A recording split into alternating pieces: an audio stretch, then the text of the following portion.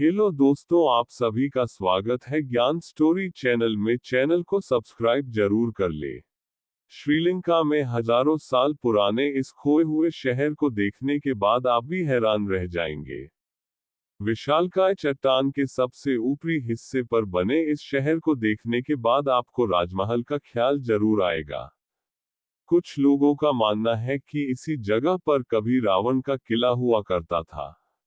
श्रीलंका में एक विशालकाय चट्टान के ऊपर एक खोए हुए प्राचीन शहर की खोज से पुरातत्वविद और इतिहासकार हैरान है। श्रीलंका के मध्य में मौजूद सिगरिया शहर के खंडहर यहां आने वालों को आश्चर्य से भर देते हैं। अवशेष बताते हैं कि यह एक विशाल नगर था, जो पहली नजर में किसी राजा की राजधानी जैसा मालूम पड़ता है। यह एक ऊंची चट्टान पर स्थित है और इसके निर्माण की तकनीक आज भी पुरातत्वों को चकित कर देती है। ये अपने दौर की शानदार इंजीनियरिंग का नमूना पेश करता है। कुछ लोग कहते हैं कि एक महत्वपूर्ण बौद्ध मठ था, जबकि यहाँ मिली चीजों के आधार पर कुछ लोगों का मानना है कि हिंदू धर्मग्रंथ रामायण में वर्णित लंका के राजा रावण का महल था।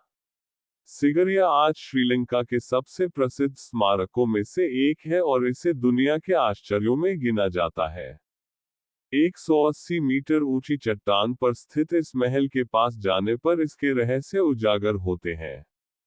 सिगरिया को शेर की चट्टान के नाम से भी जाना जाता है और यह इतनी ऊंची है कि जंगल के बाहर से ही नजर आती है।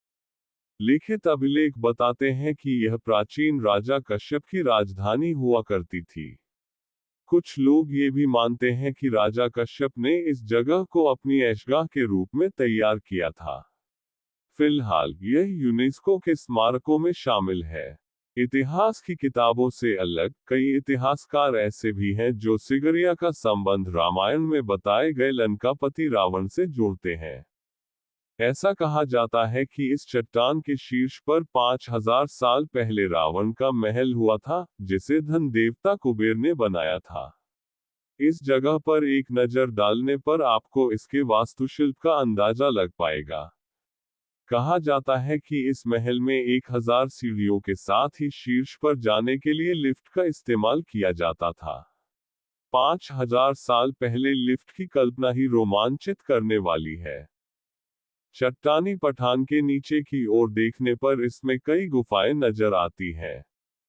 मान्यता है कि जब रावण ने सीता का अपहरण करने के बाद उन्हें कैद करने के बाद इन्हीं गुफाओं में से एक में रखा था। गुफा की दीवारों पर अभी भी बहुत सारे चमकीले भित्ति चित्र दिखाई देते हैं, जो रामायण के युग की कहानी को दिखाते हैं। इन चित्रों में कई महिलाओं के चित्र भी हैं, जिनसे बारे में माना जाता है कि यह रावण की कई पत्नियों के चित्र हैं।